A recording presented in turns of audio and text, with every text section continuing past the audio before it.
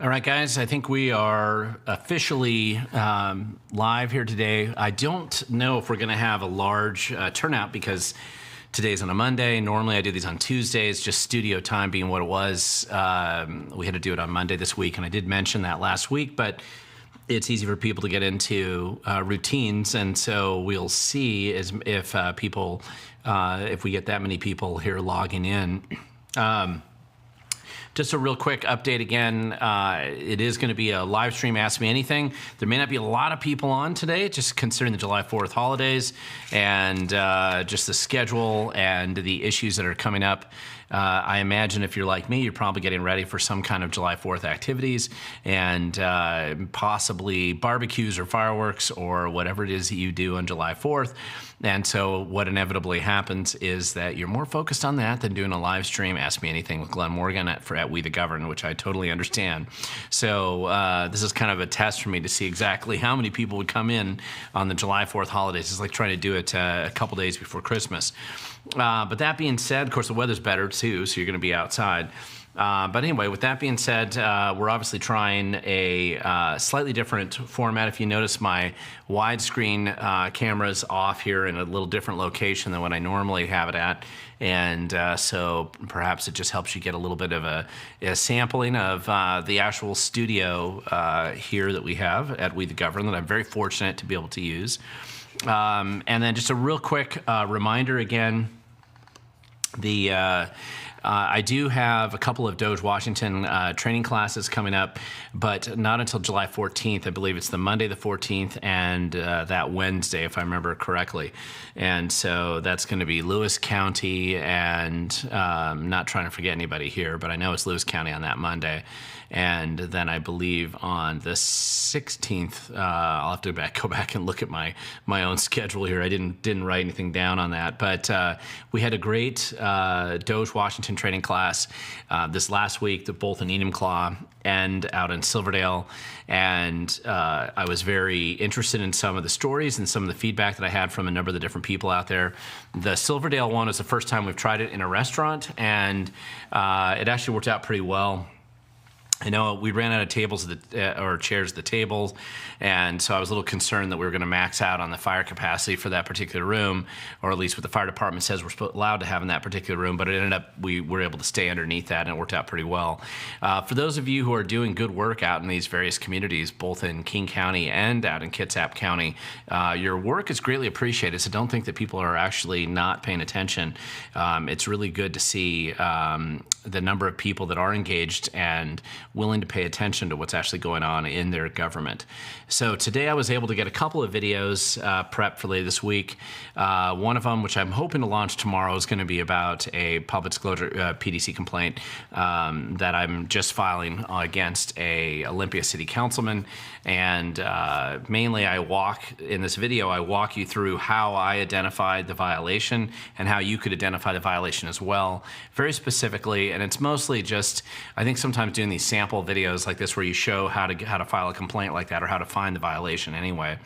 It makes it a little bit simpler for people who have never done this before. I know I've put some training classes on this in the past, but every now and then it's just good to just nail down a simple one that explains in less than 5 minutes you can find this violation for your local elected officials as well if you're willing to look for it.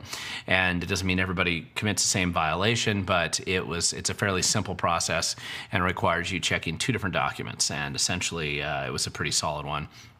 So I wanted to just use that as an example of how you can go about finding that. And the second video that I did that'll launch probably later on this week is this one's more, but that one's more about how to find corruption, like where you would actually look to find fraud, particularly in grants in the community, and just things that you're looking for, just the basic process of sitting down and starting the methodical approach to uncovering what's actually going on with the grant money in your community, because it's usually going to be a lot worse than you think. So that's going to be worth exposing. And then I did a third video that was just a really short one about the imperial presidency versus the imperial judiciary versus the imperial bureaucracy. So just a that's a relatively short little video. I won't premiere that. I'll just launch it sometime later on this week, maybe on July 4th. That seems appropriate. But regardless, so there were some good videos out there. Next week, I'll be back to the regular Tuesday schedule. I am getting closer to some transitionary video studio arrangements here, as I'm hoping to be able to get a studio set up much closer to my house. It's been a long-term project. To those of you who paid attention know that I've talked about this a few times before. As amazing and wonderful as this is, I'm going to eventually need something that's a little bit closer to home. It saves me a couple hundred hours a year of driving, and as may not be as cool quite as this operation here, but it'll at least be something that I can use to get started and to get the show on the road. So anyway, there's certainly a lot of issues to deal with and a lot of opportunities for those who are willing to dig into local government. I'll give you a couple of examples of some stories I think that are going to be coming out that I'm looking into right now. And I don't know for sure that I'm going to do stories on them yet, but I feel like I'm far enough down the road on these that if the last kind of pieces of evidence back it up, they would be the type of stories that I would probably do a video on and just give an example of what's going on out there. One of them would be an example of a nonprofit. And so I won't give you the specifics, the name yet, or the exact location until I can confirm with some last pieces of evidence that I'm putting together. But this would be the classic type of example of problems that you would uncover and probably fraud in your local community. And this would be a nonprofit group that, of course, promises to, in this case, replace old windows in low-income housing areas and gets millions of dollars to do this, and then they do nothing. They don't change a single window. They take the money, they certainly absorb the money and it goes somewhere, but it's certainly not going to what they promised they would use it for. That's a good example of, I would consider that fraud. If you work in government, you might consider that just another day at the office. But those are examples of problems that are, I think, worth exposing out there. Another example of not so much, I mean, it could be fraud and it may be actually pretty significant, but sending out fake cease and desist letters. I've got a case potentially brewing out there where somebody who doesn't like having stories written about him, who works for government, is trying to send out letters demanding that people stop reporting what they are seeing in their community, or they take down posts. And it appears that this person is using, at this point in time, it appears that they're using, that they aren't real letters from a real law firm, and that they may actually indeed be totally fake and fraudulent. That's a fun one. I'm assuming that I'll have an answer to that question before the end of the week, in which case I'll probably be doing a video on that next week, because I cannot believe people would be that stupid. But maybe I'm wrong. We'll find out as we dig into it, but it sure looks that way right now. Another example, just in case you haven't looked into stuff like this. If you are a multimillionaire, and that is evidenced by the fact that your financial disclosure documents that you have filed with the PDC clearly indicate that based on assets and income, you are a multimillionaire, and you decide to resign from your office, and you decide that because of criminal prosecution against you that you are in need of free legal counsel, and you file indigent paperwork with the prosecutor's office, which is the public defender's office where you live, and you get that money and that free legal counsel, and they didn't bother to check that you actually are not indigent, and in fact you are a multimillionaire, and in fact you certainly didn't need free legal services, and no wonder the public defender's office in that county, it seems to be run out of money and they can't figure out why. Those are good stories, and those are stories I'm going to tell if I can finally cross my T's and dot my I's on the final level of documentation that I need on them. Those are examples. There's dozens and dozens of these out there all over the place. In fact, there's actually so many. My biggest concern is that I probably miss, 80% of them that get thrown at me. But there are good stories out there, and there's all kinds of opportunities to get out there and expose the truth and find out what's going on in your community where you live. If you're willing to be a Doge Washington person, or you can call it something else, as long as it's about holding government accountable. I don't really care what you call it, but hopefully I can help train you to be more effective, more efficient, and get more people involved in doing it where you live. So I just do like this. This is quite funny. And let me turn this comments on. Sorry here. I'm watching this from a fireworks stand. Perfectly appropriate for July 4th weekend, and I couldn't I couldn't expect a different place than that. Night Owl, you had a question here. We're in Lewis County on the 14th of July. It'll be in Chehalis at the Foursquare Church that evening. Program starts at 6. Sign-up starts at 5:15. You can find the exact address if you go to my website at wethegovern.com. It's the top article there. I know I've let that article sit up there for like 2 months, and I've got to start replacing it with new content. But we've been doing so many Doge Washington training classes, I've kind of left it staying up there just so that's the most current thing. So I'll have to keep changing that. That's where you can find out how to get involved and engaged, and I find a lot more people, new people especially, are coming out of the woodwork for it, so we have to see. Shirley Owens, here's a question. I think all the taxes the Dems passed, they should take, or done for them, an equal reduction in their wages. What do you think?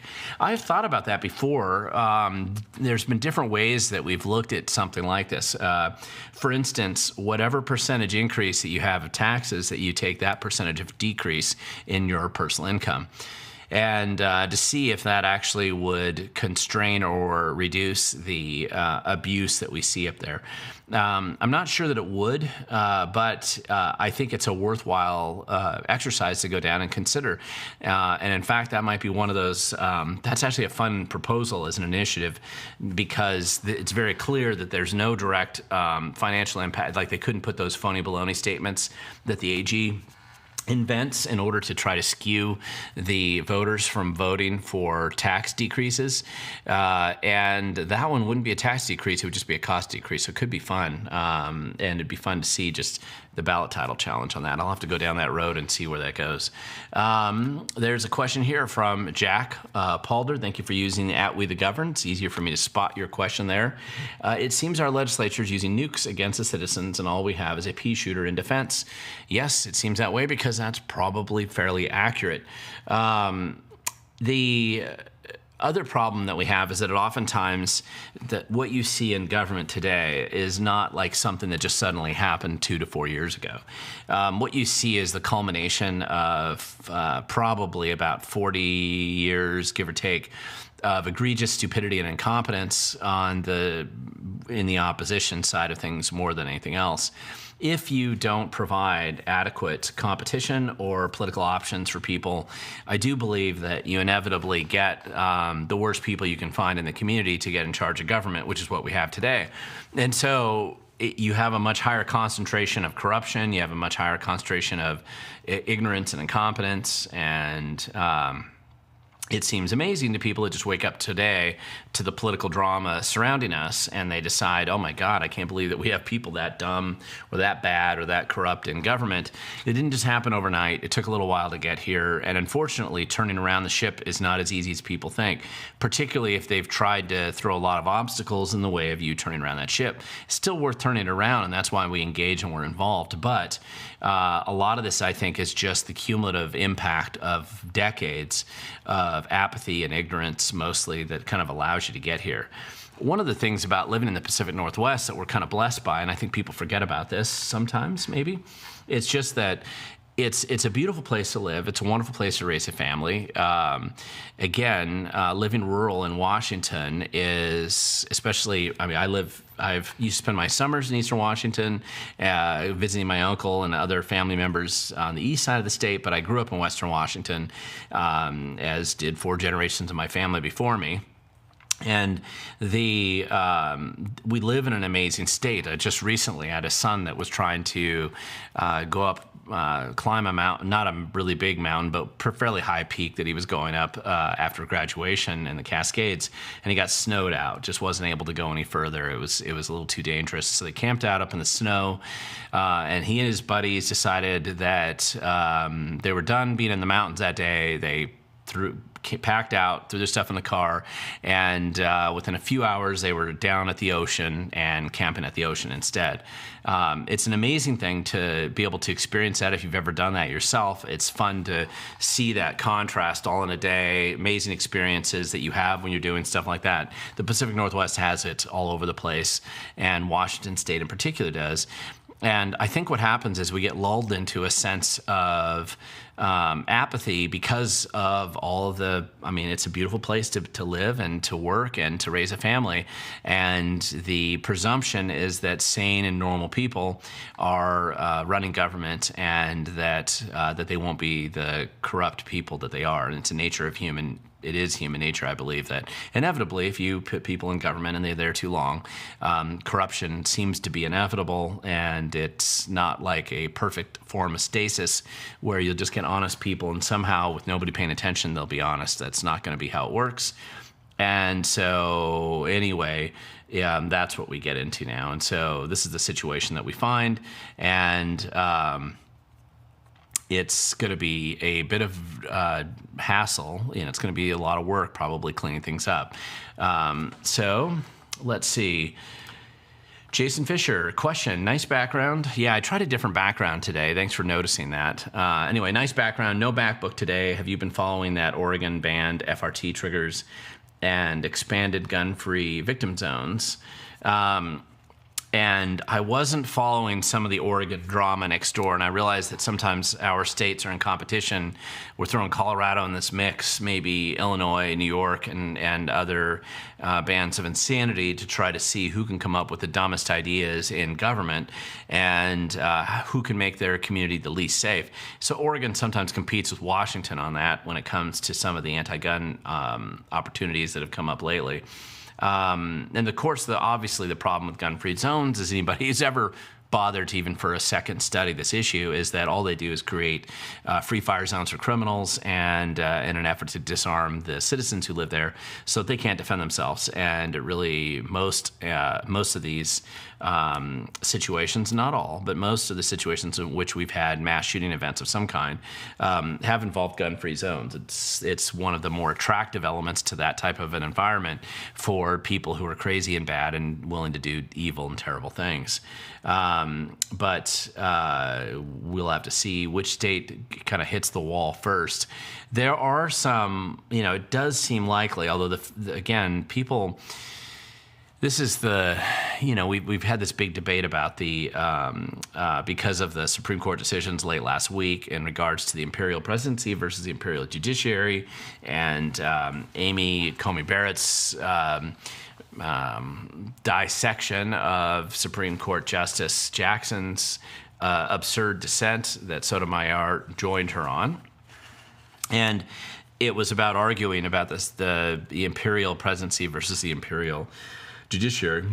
And actually, if you go back, there's a lot of things that have been written about the imperial presidency and the concerns that by our founders, and right from really within even before the founding of the country, because of just having a rebellion against a king. Of course, the biggest concern from their perspective was that we had an abusive president that was going to get in and do bad things. Even with Jefferson, there was a big schism and fight when Jefferson was one of our first, one of our early presidents, and the drama that he went down and from a couple different fronts that he had seemed to overreach the power of the presidency at the time.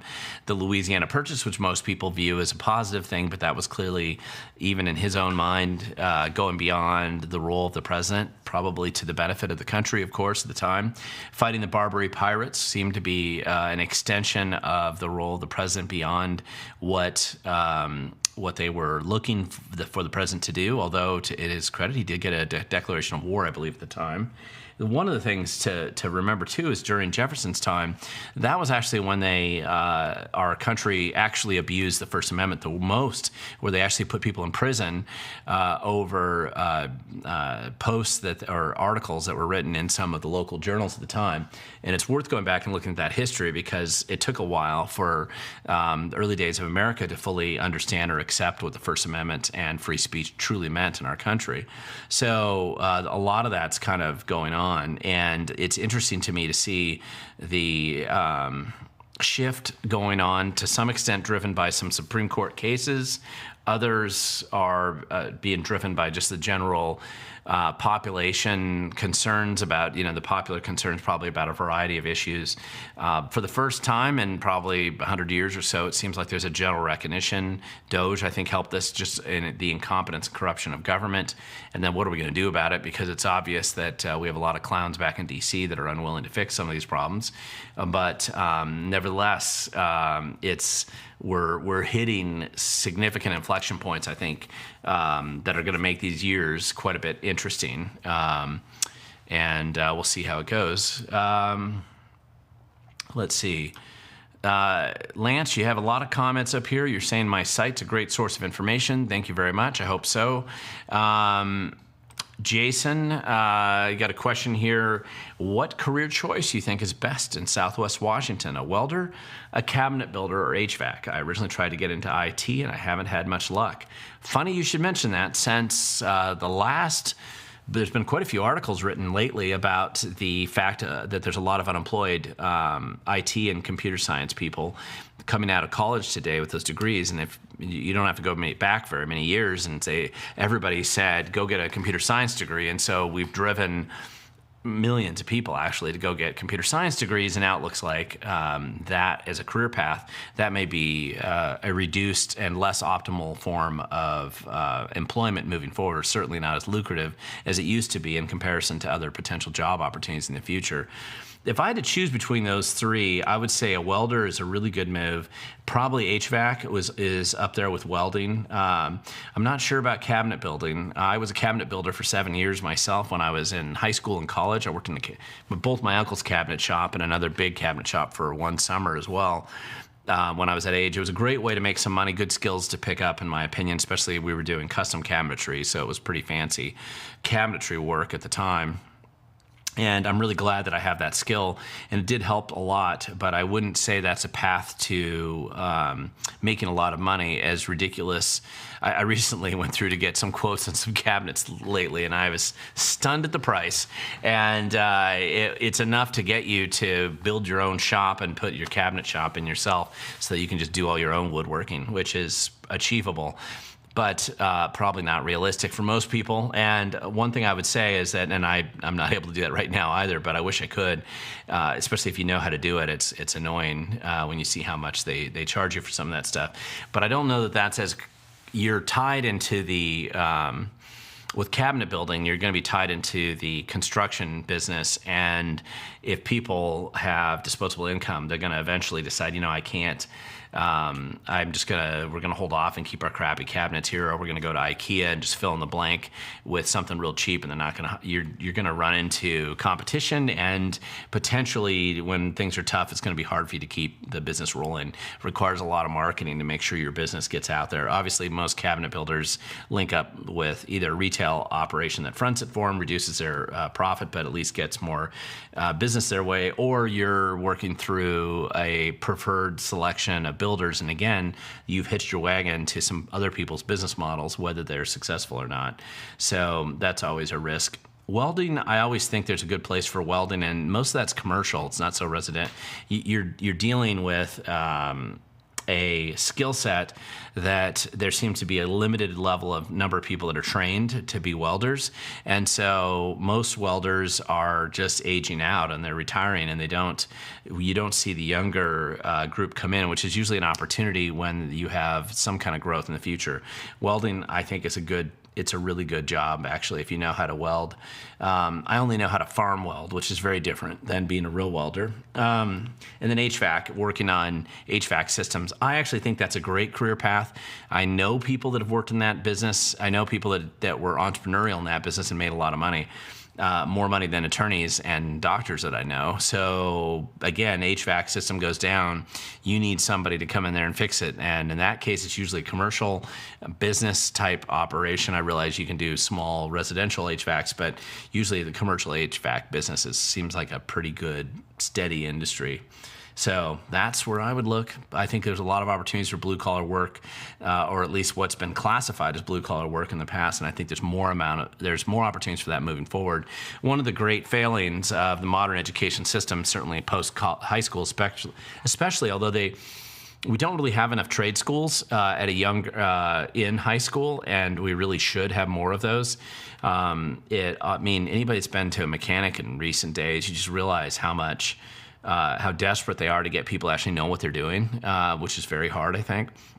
Secondly, and they do get paid well, so it's not like they're not getting paid well. These are jobs you can make good money at. Also, being an electrician or a plumber is also the other area. I had a friend of mine that ran a college, friend of mine who started a bankruptcy law practice in Georgia, and it was a joke among bankruptcy lawyers that they never saw a plumber, because a plumber should just go out and get more business whenever they run into financial trouble. And there was a joke that these attorneys have that they would say this attorney had a big plumbing leak late in the middle of the night, called out a plumber to come out and fix it, came in there, spent half an hour, fixed it, really late at night, and gave a bill to the attorney. And the attorney looks at it and he goes, "That's more than I charge my clients per hour, for the bill that you just submitted to me." And the plumber said, "Yeah, when I was an attorney, that's more than I charged too." And so that's kind of a common joke that they have amongst themselves, because there are a lot of opportunities out there, especially if you have integrity and you believe in quality and you're able to run a business with that attitude and approach. I think you can make really good money doing that stuff, and there's a lot of opportunity out there. Let's see. That's my opinion. Keep going down here. T.Z. Burton. How do we conservatives get hired into key positions of government without having to run for office? Well, you oftentimes, it's a good question, because when I work with government whistleblowers, most of them are people who came in at a lower level in government at some point in time, and then they just generally work their way up to a point. Once you get like in those top 3 layers of government, roughly, I think the decisions are made very politically on who moves up to those high key positions. I know there's political appointees, but before you get to those positions even, and there's an ethical dilemma that you probably have if you're a conservative in those situations, because they won't advance you probably if you have a conservative ideology, or at least if they're aware that you do. So it's very likely it becomes very political as you get to those upper echelons of government agencies. And unfortunately, it also means that narrative control and spinning and bloat of government, the nature of bureaucracy to bloat itself, tends to create a level of corruption at that level of government that's almost unavoidable. And so if you're going to be conservative, you don't want to be in those positions. You're going to be weeded out. You can get in as a political appointee, but that presumes that you're going to have an elected official at some point in time with an R next to their name. And that's no guarantee by itself, because they're also going to have a desire to actually reform government in some ways. So they're willing to actually put good people in those appointed positions. So it's not going to be that easy. But you can get hired in usually at an entry level. That's where I find most of my whistleblowers, is within those lower levels of government. Anyway, so that's how it is. So let's see. Jason, question, do you have any updates on the natural gas initiative? Are ballot measures in Washington dead letter law? Yeah, I-1639 okay, but natural gas measures illegal? Yeah. Listen, there's been a lot of challenges and discussions around the initiative process, of course. Mostly because of the 2 legal tracks that they tend to have once they get in front of the state Supreme Court, or the judiciary on the way to the state Supreme Court. And the judges are mostly corrupt in our state anyway, and politically biased, and view themselves as political creatures and not as creatures of the law. And so their adherence to their political allegiance is unfortunately evident in the decisions they make frequently, which defy common sense and ignore both the desire of the people and the history of the initiative process in this case. 1639 is a good example. That was the anti-gun initiative from a number of years ago. I was heavily involved in that. I wrote the ballot title challenge that actually did change the ballot title, that caused great disruption. And if our Supreme Court was honest, they would have thrown that out, because the initiative sponsors actually put the wrong language on the back of that initiative. And on this case, actually, we did get a good ruling at the local court level because the Secretary of State came out and said clearly this is not even close to following the law.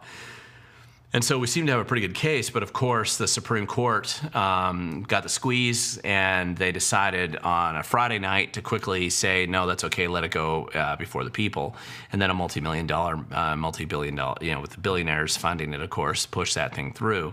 And of course they never, they being the Supreme Court, never really looked at it from a single subject rule or any of the other problems that clearly had. And instead they let that go through. Well, at the same time, they decided to repeal the $30 car tabs tax, which was clearly passed by the majority of people in Washington State, because despite the fact that it's been passed 3 times in Washington State, the Supreme Court wants us to believe that somehow the people were confused and didn't realize that that $30 car tabs meant $30 car tabs. So this is the kind of thing where you just end up having to grind away on this stuff. I don't think initiatives are dead at all. I think there's a great opportunity for initiatives to make significant impact on policy decisions, especially when you're not in political power. But ultimately, to make the big changes that people want, if you care about liberty and freedom, you're still going to have to win elections. And winning elections is an objective and goal that can't be lost. You have to pay attention to that as you go along. Obviously, anybody who's been paying attention to stuff I've been doing, I've been working a lot on election voter roll cleanup and vote reform types policy issues for a long time, long before it was cool. And I'm going to continue to do that because the problems that we have uncovered will go away. And once you see it, you can't unsee it. So you'd want to fix some of those issues. But even with those problems, we still have opportunities to pick up seats and to shift the needle or to roadblock some of the bad things out there. There's a lot of people who pretend to be conservatives out there. Maybe they are, but they instantly surrender at the first sign of opposition, or because somehow we don't live in a utopian world where you can make one decision and it remains in stasis for the rest of your life.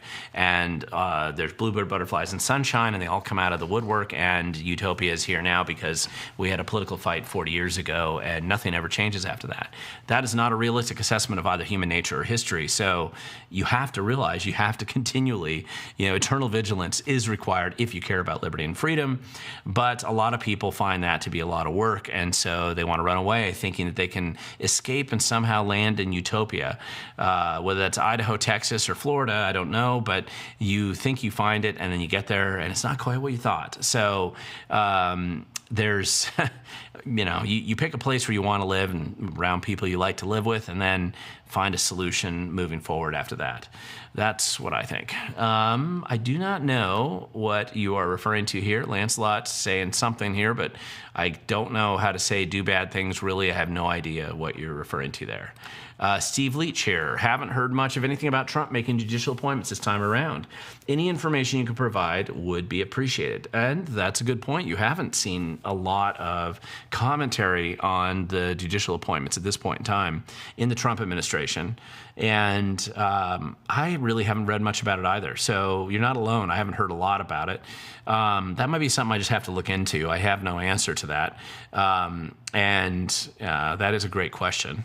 Because historically, I've been mostly paying attention to the Department of Justice appointments for the U.S. Attorney in the Seattle and the Spokane office, which hasn't happened yet. We've got interim attorneys there, and I'm speculating a little bit here, but I tend to believe that one of the reasons why you haven't seen the Trump administration more active in Washington State is because there hasn't been a final appointee to those positions. One of the reasons might be because of the battles over the blue slips from the federal senators that we have in the state of Washington. It's a prerogative. It's not a legal issue, but they've given themselves this prerogative in the Senate, the federal Senate, where senators from that state have the ability to basically kill judicial appointments as well as appointments to the U.S. Attorney's Office. And they have done that in our state, which is why we've had, even under Republican administrations in the past, exceptionally weak weak people in those positions unwilling to really do things, or at least not willing to do much. And that's been because we haven't had good senators in our state who would care about freedom and liberty and actually want to get people who want to downsize government or enforce the law in those positions. And so that becomes a bit of an issue for us. I don't know with the Trump administration that they're going to accept that status quo sort of approach, regardless of the tendency of the federal Senate to hold on to their prerogatives, with an iron fist. But we'll have to see. That battle, I think, is going out behind the scenes right now because we don't have anybody appointed to those positions yet, and we need somebody good in there. Next question here. This is an interesting one, an unusual one, but I like it. Tim Crawford asking about shipbuilding coming back to Washington. And that's a great question because for those of us who have been here for a number of generations, we certainly have we're aware of the fact that shipbuilding was actually a big part of the Puget Sound economy for generations. And in fact, I had grandparents on two sides of my family, both that actually worked in the shipyards at different times in Seattle. And so and they produced thousands and tens of thousands of jobs back when we were making ships. And that actually lasted up until the 60s, maybe a little bit into the 70s, and then the shipbuilding really dropped off. Washington State, the Puget Sound in particular, really does have a phenomenal shipbuilding opportunity, to some extent down in the Columbia River as well, but Puget Sound is really where you notice it. I mean, one of the greatest harbors in North America, protected harbors going back with multiple places throughout Puget Sound where you could have deep water access and you could build ships. Geographically and natural resources that we have here really would lend itself towards supporting shipbuilding on a pretty significant level. It would require the Navy to probably remember how to build ships again. It would probably require a desire for private shipbuilders to locate to Washington, which if you look at the political climate here, they won't have necessarily inspired that to happen. But I do see that process potentially changing, and we could see things change. But we'd have to see it. Let's see. I'm assuming this is referring to me here. He will never admit, I'm assuming you're referring to me there, never admit how effed we are. He knows it, and it most definitely better in other conservative states. Well, I mean, listen, you can move. I've had friends that have moved, and they haven't experienced the utopia that you think you're running to.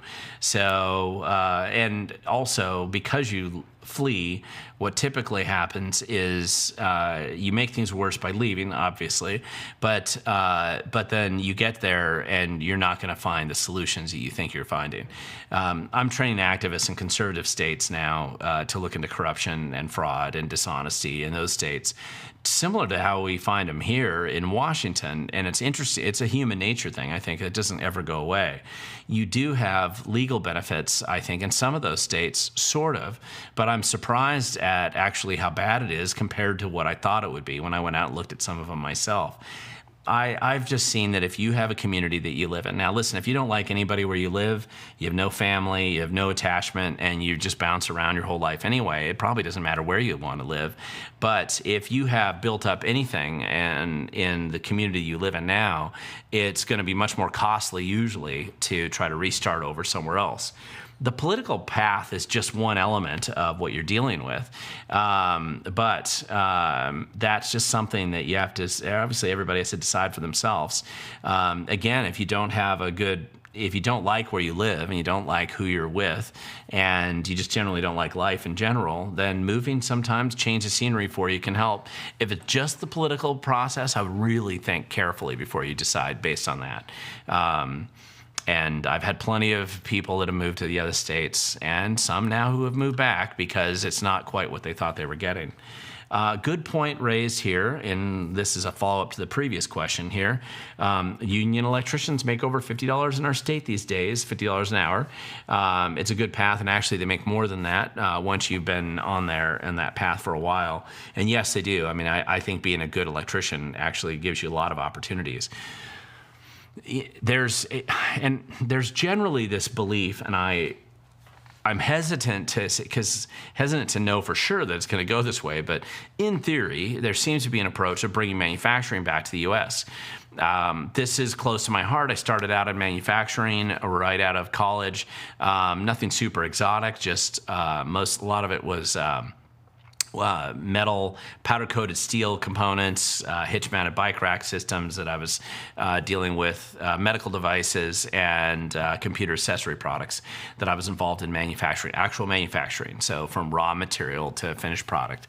And I was super frustrated when I was seeing the shift of manufacturing from the U.S. to China, to a lesser extent to Taiwan and Japan, but really it was the stuff going to China that was absurd. Mostly because if you've ever had any experience building anything over in China, you'll understand that quality control and the process of trying to manage that it's a disaster. And we see those results now. It's not that things were perfect. There's no utopia in America for manufacturing, but at least you had opportunities, if it was made in the U.S., to deal with issues and fix them and adapt and address quality control problems, which I found them in the U.S., but I didn't find them in the nightmare levels that I found them in China frequently, to the point where you were having to fly back with no notice once you got your 2-year visa status, and flying back in there to surprise your factory so that you could see if they were actually doing what they said they were doing when you talked to them on the phone, because you were a voiceless guy clear across the country, and you weren't faceless guy anyway at that point in time, and you weren't sure they were telling you the truth, and you'd show up and sure enough they weren't. And so just doing that kind of stuff all the time, making sure that they didn't shortcut you on the carbon content in that steel, or the powder coating layers, or the cheap wiring, or the cracked wiring. Gosh, all the different problems that I had, cycle counts too fast on plastic injection molding machines. There was a lot of issues like that I had to deal with back then. And so anyway, I think that there is some manufacturing coming back. The Washington state should be one of those places where we benefit from that manufacturing because of low cost of power. Despite the enviro effort to try to harm that, they can't take away the natural benefits of hydropower here, at least the way that it exists, presuming you don't tear out your dams, and the fact that it's the most stable power source that we have in America. And then, of course, you have to go from there to relatively mild climate, especially on the west side, good water transportation down the Columbia River, which extends your area for large manufacturing opportunities, especially stuff you're going to export. And then you also have a highly educated and skilled workforce. Despite the effort of our public school system to destroy that ability, it still is quite credible that we have one of the more highly skilled workforces in America concentrated here. But it won't stay that way forever. There'll be other places that also have that, but we still have it here if somebody takes advantage of it and can overcome some of the obstacles that exist here to locating here. Now, but we'll see. Sorry, I went off on a totally different tangent than I was expecting to on that one. Predictions on shipbuilding, I think I already addressed that in a previous question. And I caught your question even though you didn't have at We the Govern, but that's okay. Knuckles, at We the Govern, how can we read what is in the big, beautiful bill? I am wondering what the truth is in cutbacks of Medicaid that folks are so upset about. That's a good question because it keeps changing. And, you have to go to some other websites that actually are tracking the changes of the bill. The current version coming out of the Senate, I don't believe the one that's coming out of the Senate right now. I believe that's the one that has the Medicaid. There was kind of a scam where these hospitals were trying to pay taxes that they would get more money back on than they paid in taxes, and eliminating that kind of kickback scheme. That's one of the reasons why you had, as I understand it, one of the senators who blew up about that, and he was a big recipient of hospital lobbyist funds, and so that was his big blow up. And I don't think that was a Medicaid cut at all. As much as I think that we need to do a fairly dramatic job cutting back on a lot of expenditures, and that it does include entitlement payments payments, especially undeserved entitlement payments of various kinds. This bill doesn't do that, and I wish it would, but it just doesn't. And so it's going to be it's silly for me to see, especially if anybody has an R next to their name, making a big deal out of Medicaid cuts when there's nothing really being cut there that I can see that's of any substance that matters. But we'll see. Beth, what are the biggest taxes to hit Washington residents starting tomorrow, and when will they start affecting us? Well, the gas tax is 5 cents more a gallon tomorrow. One of the stupider taxes that our state passed, and one that directly impacts everybody who gets gas. That's a really dumb tax. I mean, we knew about it when the legislature closed, but you'll see it with a 5-cent increase tomorrow. And I believe it is tomorrow that it starts. The other taxes are less obvious from a consumer standpoint. The forest pass, I think, increases tomorrow for those.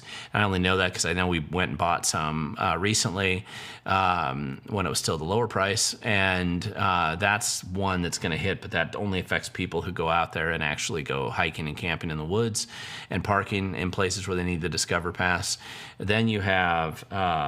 there'll be some other taxes, but mostly they'll be trickled back to the rest of us as businesses suffer from them. Some of those taxes don't go into effect till beginning of next year. One of them was the sales tax, when they put sales tax on gold and silver, which was stupid. And I did a video about this a little while ago. And so we'll be one of 4 states that do that. It used to be one of the few states that didn't have it.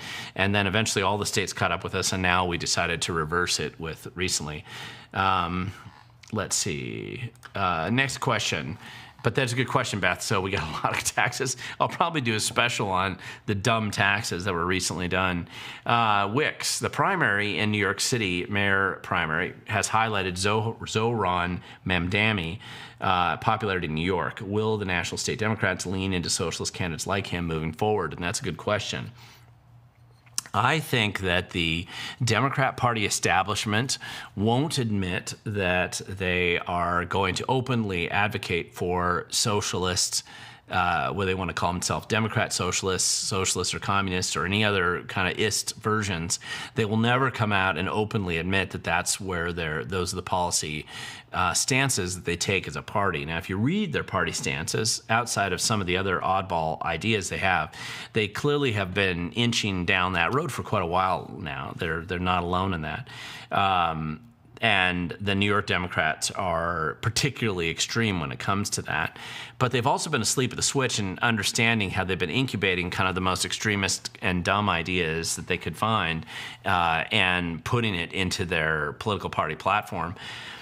You know, there was a time back in the 30s, so almost 100 years ago, right? So, 90 years ago, when the Democrats were out openly advocating for a lot of socialist policies. Even when you go back and look, you'll actually see that Republicans frequently did that as well. I had a great-great-grandmother who was an activist in downtown Seattle, and according to my grandfather, she was a hardcore bomb-throwing anarchist, which was the equivalent of a communist at the time. And there was a lot of that, those political views that predominated all over America for a long time, until people began to understand what communism and socialism would actually do when implemented in fact. And the shame of the public school system and the public education system and the media giving them a pass is basically relying on ignorance of history to ensure that you repeat the same mistakes that have been committed by others before. Since socialism has failed and always will fail in pretty much every system that it gets implemented in any significant way, especially in a multicultural large system like what we have today, socialism has to pick winners and losers, and its power basis for establishing a government sort of system. And you see this Mamdani guy out in New York. I don't know that he's going to win. It seems likely that he will. But you also see a bunch of New Yorkers suddenly waking up to the fact they got a crazy guy running for office. So we'll have to see. Obviously, the socialists are going to throw a lot of money into this, and they're going to throw a lot of support behind this guy to get him in there. The National Democrats are concerned because they see the train wreck coming, and it's possible that he's dumb enough and believes what he says he believes, and he will implement implement all the levels of stupidity that he's pushing, and that will destroy New York City really, really fast. When you let people like that in Seattle, you can destroy Seattle pretty quickly. It can bounce back. I lived in New York City when the last crazy nut job was mayor there, and even remember we already had De Blasio, which was mayor out there, and he was a terrible mayor too. But back in the day when I was there as this college student, Dinkins was still there, and there was massive crime, like on a scale that nobody who's alive today really understands in America. And it was so bad, I remember thinking it was unreformable. And Giuliani came in and made massive changes in a very short period of time. I could not believe how that was done. So we'll just have to see where this actually goes. But people are going to be watching it because the Democrat Party nationally realizes that there's a movement away from a lot of their beliefs, and they're still going down these boutique, esoteric, kind of obscure things that are in the 20% of the population belief system, not the 80%, like not knowing what a woman is and putting men and girls sports and just a lot of different policies like that I don't think most people think are good plans. And that, to some extent, is what's causing them to lose. I think that's what helped them lose the federal election, despite everything being lined up in their favor. So we'll just have to see what happens. But that's actually one of those races in other cities that is worth watching. Jack Palder, any update on the Washington Department of Fish and Wildlife fiasco? Yes and no. I mean, they're in the process of losing one of the largest Public Records Act cases in the history of the state of Washington. I don't know what that means. I haven't had a chance to follow up with them yet on that one over the last couple weeks, but that's happening right now, and I'm not sure what the final outcome of that's going to be. Right now, Ferguson has not yet removed those two commissioners, which is making it easier for the activists and the hunting folk to be able to get the exposure that they want with the inevitable whistleblowers that are coming out of Fish and Wildlife, exposing just the total corruption and bad behavior of these appointed positions. So we'll see where that goes. It's still in process, so we'll just have to see. Jason Fisher, what do you think of all the apartments being built around Clark County? Is about. I can't figure it out. Are the grants being given or Greece-style construction house of cards scam? Great question. I am not in favor generally of large apartment complex construction programs, particularly because of the way the planning departments tend to push those as the only option for housing. Some of this comes out of a growth management restriction on lands, and if you've ever spent any time doorbelling apartment complexes, which I have in a variety of counties, so all over the state I've done this before, but one thing I have found when I doorbell people who live in apartment complexes is I've never found anybody that says, I'm living the dream, this is where I want to be forever. No one ever says that. Nobody. I've never had a single person ever tell me that. Usually they're people in transition of some kind. They're working their way up. This is a placeholder for them. Will they try to save up enough money to be able to either get a better place or perhaps save up enough money to go buy a house or a starter house usually, or they've gotten divorced or they had some big setback in their life and this is kind of where they ended up and they're trying to stabilize their life as they advance out of the situation that they're in right now. And I do think that Republicans do themselves a substantial disservice by not spending enough time talking to people who live in apartment complexes because they don't like living there generally, and they view it as a transitionary process. If you were to talk to Democrats, especially the ones that live in multi-million-dollar neighborhoods and they're filled with Amazon and Microsoft employees up in the Redmond-Kirkland area, they believe the apartments are great because they have a kind of a peon view of the rest of us, thinking that that's where we need to all live so that they can live in their McMansions, and they just presume that we're going to vote the same way that they do. Some of the worst voting patterns actually come out of these super wealthy enclaves that exist in the community. But most people that live in these apartments they aspire to have their own home. And when you increase the cost of living as much as we have in our state and many other states in America, it's actually a problem across the country, then you're forcing people into living situations that they don't like, and those are transitory living situations, and they're less connected to the community because they don't tend to have roots in the community when they live in an apartment. Not as much anyway, because your people around you tend to move and change a lot. I live rurally, and it's not that people around me never move, but it's not frequent. And so your ability to stay in touch with people who live on their property or their homes, sometimes it's generational contact that you have with them and knowledge of who they are, and knowing you can rely on them under certain circumstances. And the same even in neighborhoods. When I lived in a neighborhood before we moved to where we live now, you become pretty good friends with all your neighbors, and there's not a lot of turnover there. And so it's easier to build a community and to be invested and involved in supporting your community when that happens. And apartments don't encourage that. And so, but the planning department likes it because it makes their numbers look better on providing affordable housing under the metrics that they're trying to shoot for, even if the end result isn't good for the community as much. And I suspect that when you really look into this, there's an incentive structure built for many of these developers that they can make a lot of money flipping apartment complexes where they have less hurdles to overcome to build them, and so they're able to do better building these apartment complexes, crackerjack, cookie cutter apartment complexes that nobody's really ever going to follow up with them on low quality construction or anything like that. And so they're able to just hit it and go, right? They pop it up, move on. Whereas there's a little bit more longevity associated with building neighborhoods or homes that people actually plan on living in and raising their family in and staying there for a long time. So I don't like the idea of the apartments coming in. If it was up to me, I would stabilize, I would change the planning department priorities and make it so that it's easier to build homes in the community and not easier to build apartment complexes. So that's just me. And some of my libertarian friends don't like that, but I think it's a true perspective on building community versus just slapping up centralized housing of some kind. T.Z. Burton, how do we get the federal Congress to go back to single-issue voting instead of continuing resolutions? Yeah, we used to vote for bills that way. I believe it changed during World War II. Actually, this is a federal question.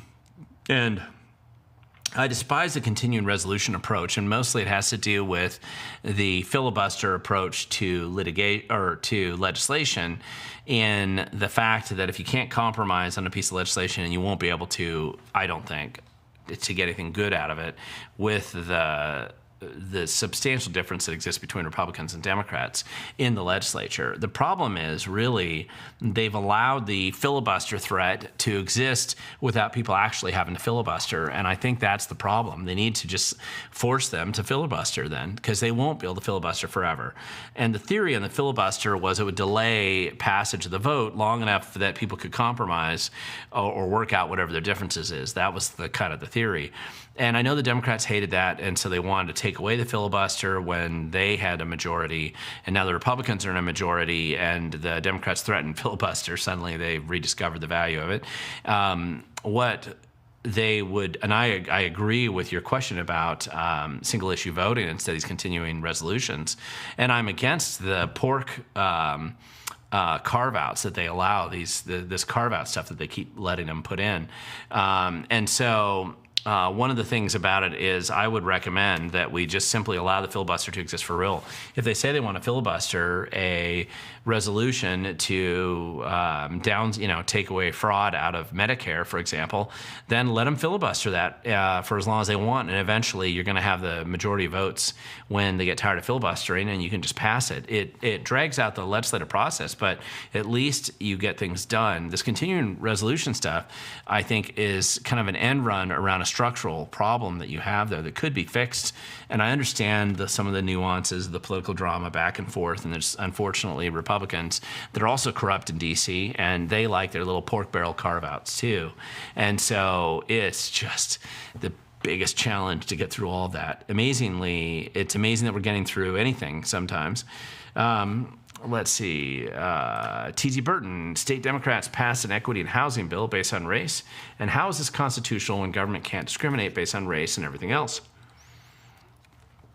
A lawsuit was filed, that's right. And I anticipate they're going to lose. It's on its face I don't think that that they've got any chance of that. I think the state's going to lose that one, and I don't think they mind losing it because it's about narrative protection, not about reality, right? So what they really want is to lose because they know it's a stupid, dumb, bad idea, but they get to claim the moral high ground and pretend like they were actually trying to do something good instead of something terrible. And so that gives them then the ability to come back and say, see, Trump made us do this. And we go back and we address it. It's always Trump, right? So it's just very funny. BW, are you hiring? And the answer is no, I'm not. I wish I was, but I'm not. So I'm not sure who I would hire and for what, but I'm generally not hiring. Glenn, almost forgot. How's it going? Hope you had an awesome weekend. I did have a good weekend, and I was busy out working on the property more than anything else and prepping some Public Disclosure Commission complaints for this week, which one of my videos deals with, and should be fun. Jason, thank you for answering my career question.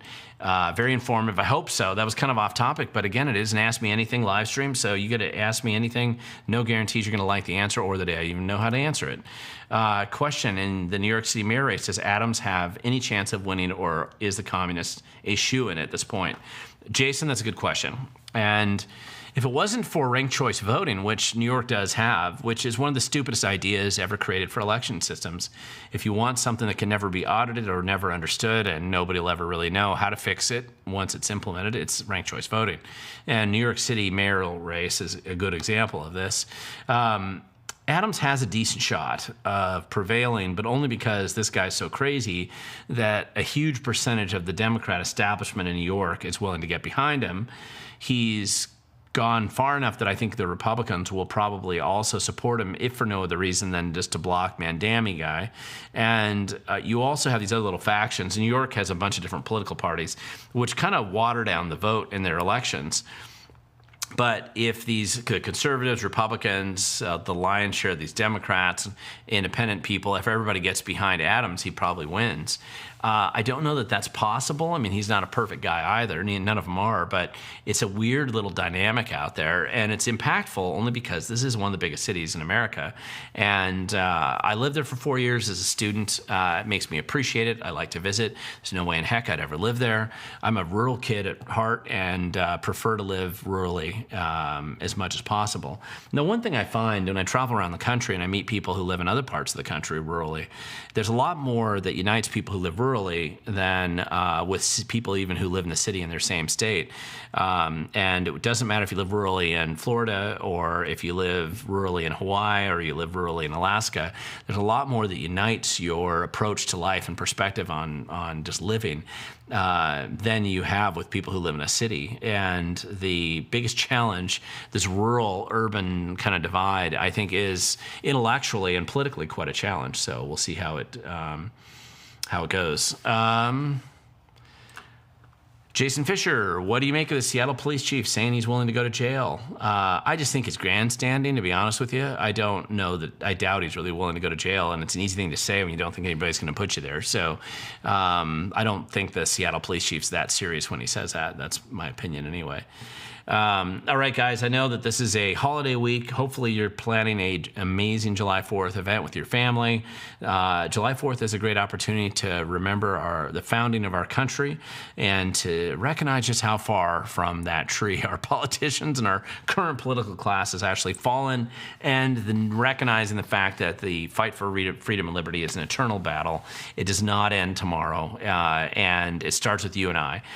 There's a lot of people that pre-surrender and run away, and that's what they do. And they'll never matter because they don't make a difference wherever they go, and they just are always going to be running because utopia is never going to be a place they can find. But eventually, you have to stand and fight somewhere, and you have to make a decision on where that is. And for me, it's going to be Washington State. I love this place. I believe that we can turn it around, and I don't think it's going to be easy. And I don't think it's going to be easy anywhere, but I don't think it's going to be easy here, but it's a great victory when we have it. I also believe if you can turn it around here, that ripples into the rest of the country quite significantly, more than anybody realizes. It makes it far more likely that we can push back against the craziness coming out of Boise, Idaho, and that we can push back against Portland's insanity, that we can potentially impact California, especially the Northern California folk who probably are fairly discouraged at times. perhaps make an impact in Colorado, where they seem to be losing the fight for sanity, freedom, and common sense as well. So there's a lot of opportunities, I think, that if we can roll things back here, in many ways, Washington State does tend to be the trendsetter in a lot of ways. But it takes for the country, and you can see it repeatedly in history, but it takes a lot of work, and we have a lot of stuff to do. And I believe that we're going to be dealing with a lot of different political fights, and we're overshadowed a little bit by what's happening at the national level, but the local fight still matters. It matters to us who live here in our community and our neighbors and friends and kids. So it's worth doing. It's worth that fight. Thank you so much. You'll see me next week as well at my live stream. I'm interested in your feedback on the videos that I'm launching this week. I'm hoping that they're fairly useful and helpful. And also, I'm interested in the next set. So I have these 2 Doge classes coming up mid-July, and we haven't really filled in the calendar yet for the number of the other places that wanted to do some classes. I know there's one being discussed for Bellingham, one being discussed for downtown Seattle, one being discussed for Vancouver, and I believe maybe one out in Ellensburg. But the details of that haven't yet been finalized, so I'm happy to help and talk to anybody who's interested in putting those together and making sure we get them on the calendar and get them out there ahead of time. There's a lot going on, guys. A lot's happening out there. I know that. But enjoy the 4th of July holiday, and we will see you next Tuesday at our regular time. And for those of you who missed it today, and you'll be surprised because it'll be Tuesday and you'll realize you missed the live stream, no problem. And we'll see you next week, and we should be much closer to back to normal. So hope all's well, guys. Look forward to seeing you then, and we'll just we'll have some more questions, and I'm sure more drama to deal with at that point in time.